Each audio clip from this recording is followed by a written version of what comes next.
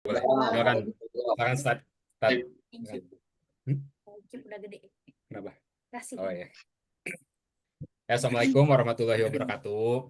Waalaikumsalam warahmatullahi. Bismillahirrahmanirrahim. Alhamdulillahirrabbilalamin. Wassalatu wassalamun ala isrofil anbiya'i wal mursalin wa ala alihi wa sahbihi ajma'i amma ba'du. Segala puji bagi Allah, Tuhan semesta alam. Shalawat serta salam semoga senantiasa tercurahkan pada junjungan Nabi kita, Nabi Muhammad SAW, keluarga, sahabat, dan para pengikutnya hingga akhir zaman. Ayah ibu, kakak-kakak yang dirahmati Allah, pada kesempatan kali ini Dede ingin menyampaikan kultum singkat.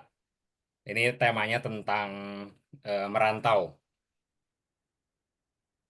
Nah, mungkin diawali dengan ini dari beberapa sumber sih, jadi mungkin ada yang loncat-loncat, cuman dia ambil potongan-potongan yang bagus lah gitu. Semoga.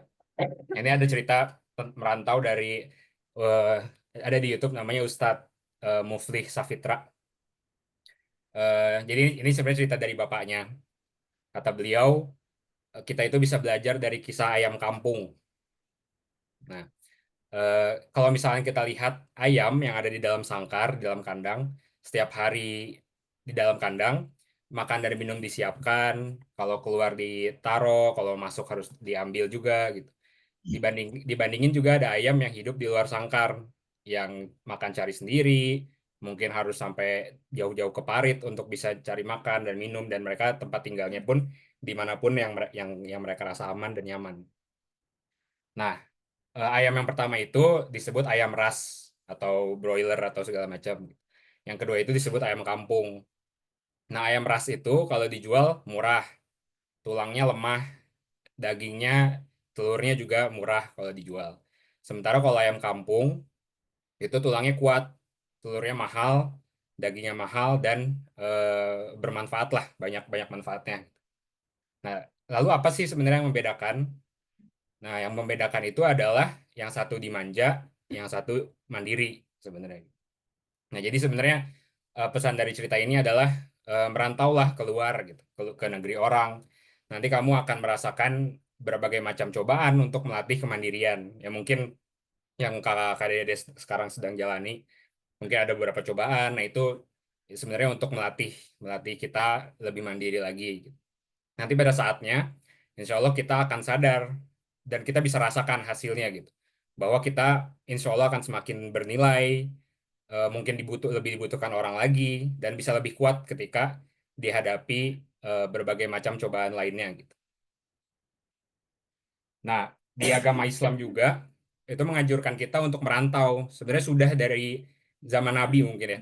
Kalau kita perhatikan sejarah para nabi itu selalu diwarnai dengan pengembaraan atau dalam bahasa lain itu namanya rihlah tolabul ilmi. Jadi eh, mengembara untuk mencari ilmu gitu. Nah, tokoh-tokoh sukses dan hebat pun banyak kisahnya yang tidak jauh dari perantauan gitu. Nah, dalam Al-Qur'an Allah Subhanahu wa taala itu menganjurkan kaum muslimin untuk merantau. Karena dengannya kita bisa melihat kekuasaan Allah yang lebih luas. Eh, jadi ada firman dalam surat Al-Mulk ayat 15, itu artinya dialah yang menjadikan bumi itu mudah bagi kamu. Maka berjalanlah di segala penjurunya dan makanlah sebagian dari rezekinya. Dan hanya kepada Allah lah kamu kembali setelah dibangkitkan. Nah, jadi dari arti ayat ini pun sebenarnya udah cukup jelas juga kita bahwa eh, Allah Subhanahu wa taala itu telah menjadikan bumi itu terbentang dan mudah untuk ditinggali dan dijelajahi. Maka jelajahilah untuk apa kalau bisa seluruh penjurunya gitu, dan makan dan ambillah rezeki dari berbagai penjuru tersebut gitu. Nah, Nabi Muhammad juga merantau ke berbagai tempat, ke negeri Syam, ke Palestina, Yaman, dalam rangka berdagang, mencari keberkahan, mencari ilmu, dan juga apa namanya eh, ber apa namanya 10 kali. ya berdakwah lah istilahnya kan. Nah, cuman memang ada dengan catatan dia Nabi Muhammad itu membawa bekal yang kuat sebelum dia sebelum dia merantau ke berbagai tempat itu ya. Oke, yang sebagai kita kenal sebagai 4 sifat Rasulullah, yaitu sidik, benar dan jujur, tablik, menyampaikan, amanah, dapat dipercaya, dan fatonah, cerdas. Jadi memang kalau terlihat memang persiapan untuk perantauan itu berat, terutama juga saat kita mempersiapkan niat untuk ke perantauan itu juga amat sulit gitu. Jadi orang yang yang bisa merantau dan yakin dengan perbekalannya itu sudah sudah baik lah gitu, sudah hebat lah. Eh, nah ini juga ada dari hadis riwayat Muslim dari Abu Hurairah. Ia berkata bahwa Rasulullah itu bersabda, barang siapa yang menempuh jalan untuk mencari ilmu, maka Allah akan memudahkan baginya jalan menuju surga. Jadi eh, dengan ilmu ya mungkin semua dari kita ini kan di perantauan diawali dengan cari ilmu juga kan ya. Jadi insya Allah dari hadis ini udah jelas bahwa it- kunci-kunci kesuksesan gitu-gitu insya Allah dipegang oleh yang pemilik ilmu. Eh, jadi insya Allah juga orang yang berilmu itu akan diangkat oleh Allah derajatnya dan dimudahkan jalannya baginya menuju surga.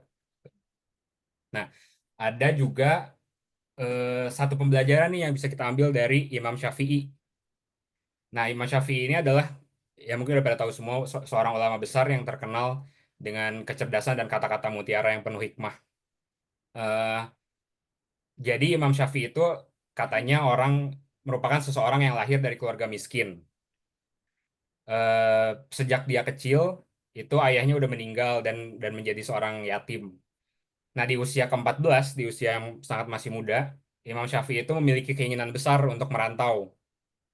Hal ini dikarenakan oleh semangatnya beliau untuk menuntut ilmu gitu. Jadi dari usia kecil dia udah pengen merantau gitu.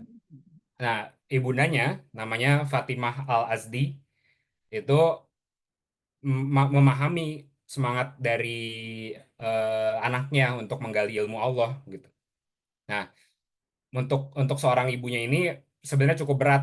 Jadi tapi ibunya paham nggak ada pilihan lain selain melepas sang anak untuk menimba ilmu ke ke negeri orang gitu. Nah, akhirnya ini ada yang unik nih. Jadi Imam Syafi'i itu berangkat bukan karena niatnya jadi bukan karena untuk menuntut ilmu dan mencari apa namanya dunia istilahnya. Cuman dia berangkat karena memang sudah eh, diberi keridoan oleh orang tuanya gitu. Jadi itulah yang dia pegang. Jadi akhirnya doa ibunya itu berdoa ke Allah, ya Allah, Tuhan yang menguasai seluruh alam, anakku ini akan berjalan jauh meninggalkanku menuju keridoanmu. Aku rela melepaskannya untuk menuntut ilmu peninggalan utusanmu. Gitu. Oleh karena itu, aku bermohon kepadamu ya Allah, mudahkanlah urusannya, peliharalah keselamatannya, panjangkanlah umurnya, agar aku dapat melihat sepulangnya nanti dengan dada yang penuh ilmu dan berguna. Gitu. Nah, jadi ini mungkin Dede ingat aja dulu waktu sebelum berangkat ke UK kali ya. Apa kan dia beberapa kali apa mungkin sempat nanya juga ke ibu apa ibu ridho gak kalau misalnya dia berangkat gitu-gitu kan misalkan. Jadi ya alhamdulillah kan saat itu ibu juga ayah ibu mengizinkan untuk berangkat. Gitu. Jadi insya Allah sampai saat ini pun semoga ayah ibu masih meridhoi kita anak-anaknya untuk merantau dan insya Allah kita semua bisa diberikan umur panjang dan bisa berkumpul lagi ke depannya gitu insya Allah. Amin. Nah, yang terakhir ini nah dari eh, Imam Syafi'i itu beliau akhirnya menulis ada sebuah bait di syairnya. Ini syair dari Imam Syafi'i isinya isinya kayak gini kurang lebih. Merantaulah. Orang berilmu dan beradab tidak akan diam beristirahat di kampung halaman. Tinggalkan negerimu dan hidup di negeri orang asing. Merantaulah, kau akan dapatkan pengganti dari orang-orang yang kau tinggalkan, kerabat dan kawan. Berlelah-lelahlah, manisnya hidup terasa setelah lelah berjuang. Aku melihat air menjadi rusak karena diam tertahan. Jika air itu mengalir, dia akan menjadi jernih. Jika tidak, akan keruh menggenang. Singa juga tidak akan tinggal jika singa tidak tinggalkan sarang, dia tidak akan mendapatkan mangsa. Anak panah jika tidak meninggalkan busur, itu tidak akan kena sasaran. Jika matahari di orbitnya tidak bergerak dan terus diam, tentu manusia bosan padanya dan enggan memandangnya. Biji emas tidak ada bedanya dengan tanah biasa Kalau tidak jika tidak ditambang.